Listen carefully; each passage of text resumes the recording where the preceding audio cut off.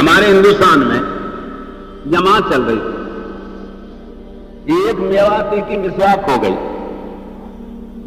تو اس نماز میں مسواک کیے بغیر وضو کی نماز پڑھ لی. جب نماز پوری ہو گئی بستی والے چلے گئے اور وہ میواتی بیٹھا بیٹھا رو رہا. امیر صاحب نے پوچھا بھائی کیا درد، سر میں درد ہے، پیٹ میں درد ہے، کیا بات ہے میں رو رہے؟ تم امیر صاحب خود درد نہیں ہے جو پھر کہ یہ میرے جتنے ساتھی ان نے سب نے عبادت مسواک کر کے وضو کی ہے اور عبادت میری نماز بغیر مسواک کے وضو ہوئی ہے، بغیر مسواک کے ہوئی ہے. تو آپ لوگوں نے کتاب میں پڑھا تھا اور میں نے سنا تھا کہ جو مسواک کر کے نماز پڑھتا 70 درجے اونچی ہوتی ہے اور جو بغیر مسواک کر کے پڑھتا 70 درجے نیچی ہوتی ہے. تو میرے ساتھی 70 درجے اوپر چلے گئے، میں نیچے رہ گیا. امیر صاحب میں اس بنا پر رو گیا. تو میرے پیارے ہو، سنت کی نکانا عبادت اجر کے اعتبار نہ، اسی کو کہتے ہیں دین پہ چلنا سیکھ.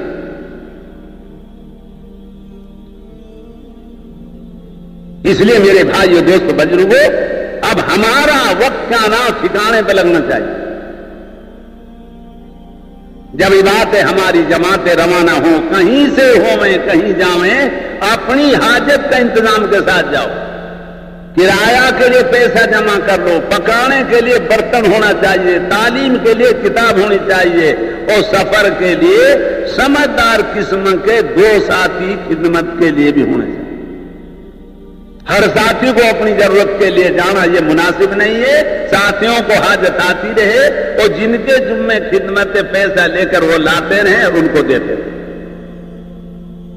ہاں،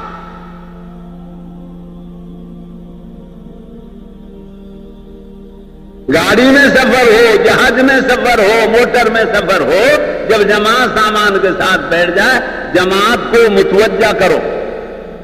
متوجہ نہ کرو گے تو جنگ کیا نہ ہو. کیا بولتے ہیں آپ کی زبان میں؟ ہم تو میواتی ہیں، کہیں ہم باری کہتے ہیں، کہیں جنگلہ کہتے ہیں.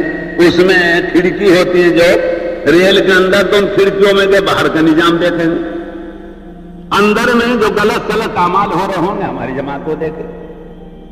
تو یوں فرمایا کرتے تھے پرانے حجاج جماعت بیٹھ جائے. جب جماعت کو متوجہ کرنے کے لیے یوں کو بھائی جماعت والے بھائیو، یہ سفر ہمارا اتنے گھنٹے کا ہے، بہتر سے بہتر، قیمتی سے قیمتی، نورانی سے نورانی بن جائے. بتاؤ جماعت والے ہو، ہمیں گاڑی میں کیا کرنا چاہیے؟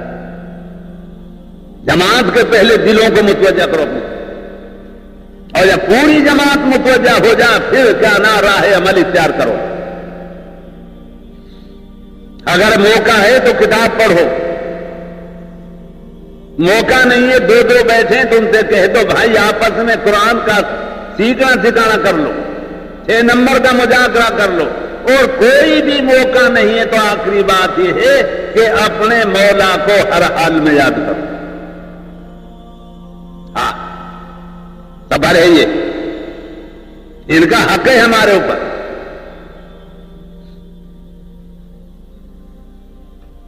کہیں بھی کسی سواری سے اترنا سب سے پہلے سامان جمع کرو، اپنا اتار کے رکھ لو، اور سامان کے آس پاس کھڑا ہو کے دعا مانگو.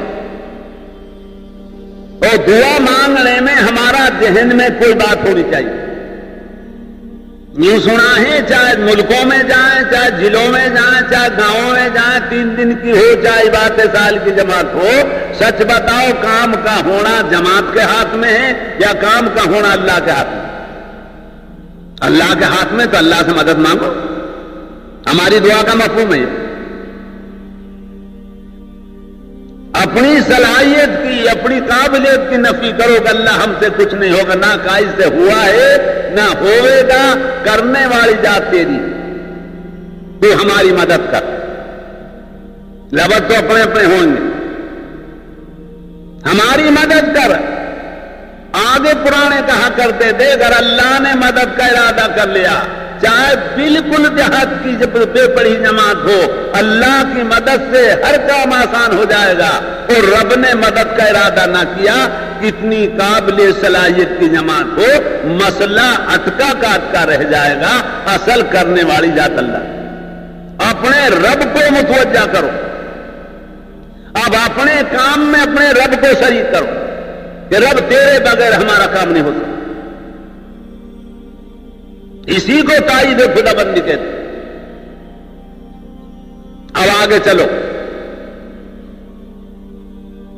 اگر قریب ہے تو بات حجر فرمایا کرتے تھے پیدل چلو، راستے سے یہ طرف چلو اور اپنے نظروں کی حفاظت کرتے تھے۔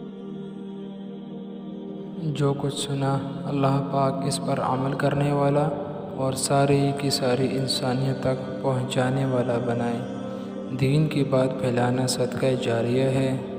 مزید ہماری ویڈیوز کو دیکھنے کے لیے ہمارے چینل دعوت تبلیغ کو سبسکرائب کریں۔ جزاکم اللہ خیرہ۔